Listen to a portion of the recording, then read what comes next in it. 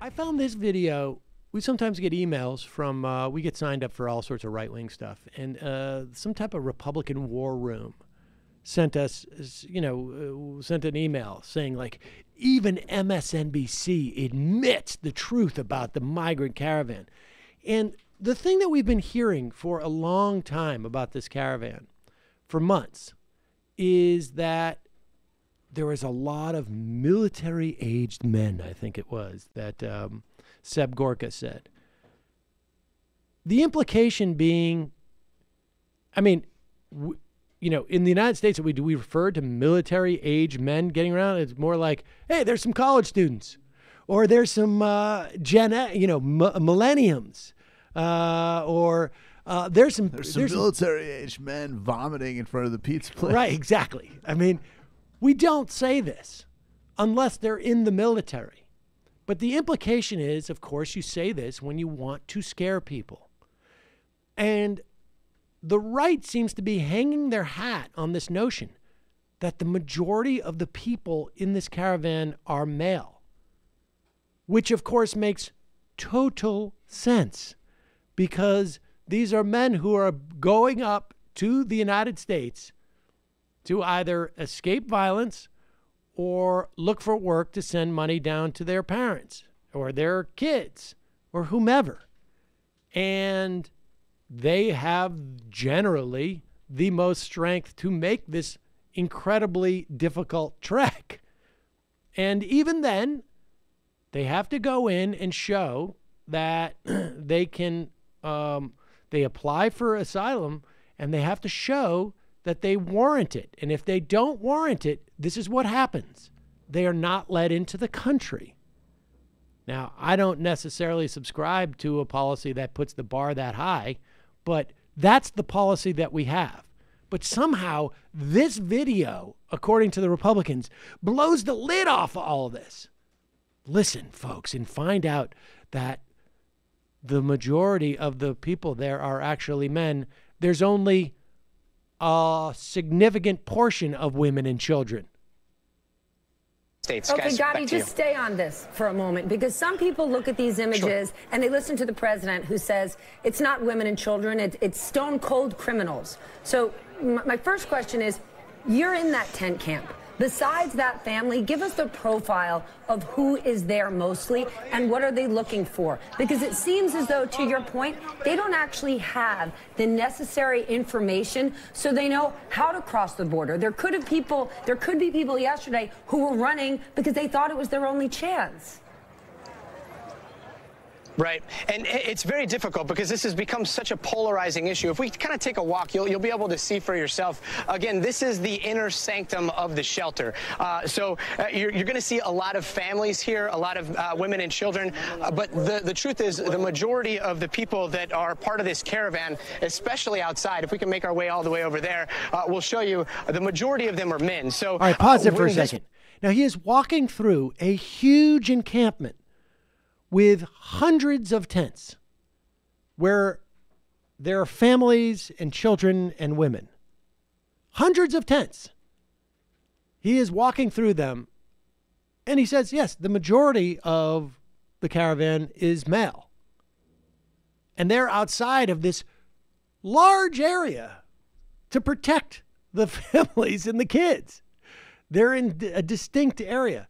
So the idea that it's like, well, if they're not all women and children that we're tear gassing, if we're tear gassing any men, then it's okay in some way. This is a bizarre. It's called the one drop rule. Exactly. One drop. All right. One man, unleash the gas. Here we go. Them are men. So when this becomes a polarized political the United States, you have people on one side that point and say there are women and children here, and that is true. And then there are others who point and say these are men that are trying to cross the border, and that's true too. From what we've seen, the majority are actually men, and some of these men have not articulated that need for asylum. Instead, they have talked about, going to the United States for a better life and to find work. But if we come this way here, okay, we're just so listen. That is what the big revelations are. Then he goes out and he sees people getting food and that there's, police officers that are down the road and they may be coming into the camp or they may be protecting the camp. But this idea that like, oh, we got them. There's men there. There's a majority of men. There's only 40% women and children. I don't There's support only 30% tear gassing men either. Well, exactly. Incidentally. And then it's like, aha, there are some of those men who are not going to qualify for asylum. The vast majority of these people are not going to qualify for asylum under our... some of them are being honest that they're economic migrants. And, okay. And then on top of that, it's like... What a reveal. Yes, they want a better life. They want to work hard. The bar has certainly dropped from those times where we were getting thousands of MS-13 people who are here. They're terrorists. And this is the big revelation now that the Republicans are holding their hat on, is that there are people there who just want a better life and want to work. And some of them, the majority of them, are men. MS-13 is also an export from us. Of course. It's literally created in just, LA in the 80s. Just looking at the narrowness of the evolving fear of the migrant caravan is now there are men who want to work and make a better life for them and their families. That actually sounds like exactly the type of traditional values we need more of. Exactly. I thought we weren't supposed to be afraid of masculinity. Exactly. Well, some things get a little too masculine, if you know what I mean. These Mexicans bringing toxic masculinity over here. Here is their traditional ideas. Here is the Sinclair media with the embedded Boris Epstein, gift from the Trump administration, who is explaining to all the viewers from these 30 some odd % of the country why we really got to gas these people, tear gas the kids, the women, and especially the men. Here is Boris Epstein. It's one of those must-run segments that get sent out from Sinclair HQ. All the local stations need to carry it. The migrant crisis on our southern border has greatly escalated. This past weekend, the United States was forced to temporarily close a major point of entry in San Diego, California, in response to hundreds of migrants attempting to storm the U.S.-Mexico border in hopes of claiming asylum. Dozens of migrants attacked U.S. border enforcement by throwing rocks and bottles. Ultimately, American authorities had to use tear gas to stop the attacks. Some on the left, such as Democrat Congresswoman Maxine Waters, were immediately up in arms about our president and his team standing up for our men and women in uniform and for our national security. The fact of the matter is that this is an attempted invasion of our country, period. Our border must remain intact and secure.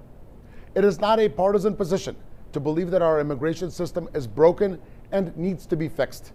However, it unfortunately appears that there are many on the left who believe it is wrong to defend our country and abide by the rule of law. I would bet that many of those same people live behind walls and locked doors, but do not want to afford the same benefit to our country as a whole. Here's the bottom line. The notion that a caravan of migrants can be allowed to break through our borders is ludicrous and dangerous. The United States of America should not and cannot be intimidated by those willing to use force to get into our country illegally. Share with me your bottom line. Speak for yourself. It is. Yeah, share with me your lines to the bottom. I dare on Twitter. And let me just add, get out of my country. Right, Boris, goodbye. Yeah, leave my home. Not bringing their best. Yeah, leave my home. I know a lot of people that hire Boris live behind gates and locked doors, but as an average American that does not have a gate to live behind, I don't want this guy in my country. Oh, but you lock your door, don't you?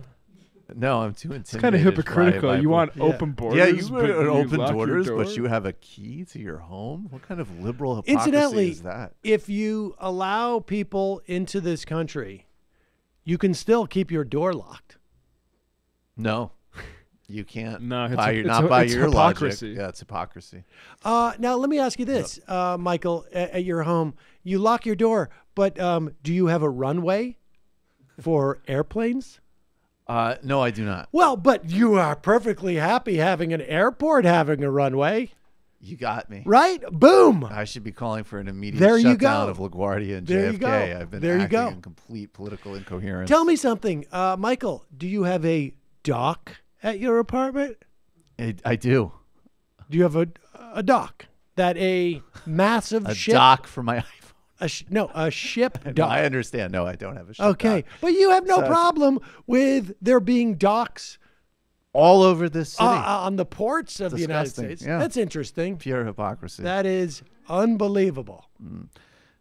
Bottom line, I like the finger motion.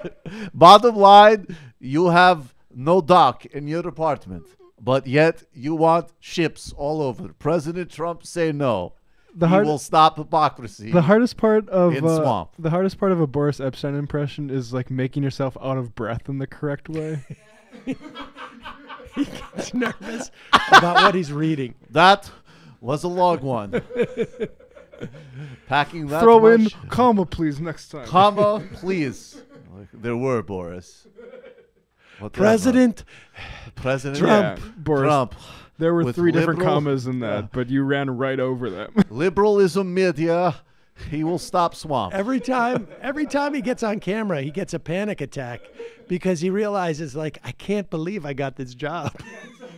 How did I get this job? People come in country in different ways. Some doctors, some refuge, others family involved in human trafficking. Nobody remember through it was Odessa. Papadopoulos who vouched for me. I think he Papadopoulos is my friend. He probably has a certain amount of anxiety about this, right? I mean, it's not like he writes these things. Like, what is he bringing to the party? No, I don't know. He's very sensitive. A certain charisma, which cannot be replicated. Yeah. A shared out-of-breath anxiety and fear of phantoms, which I share with rest of base.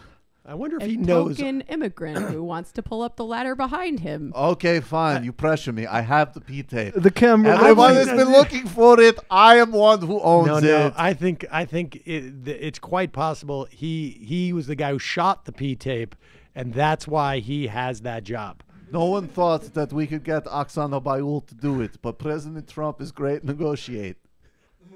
Let's go to the phone.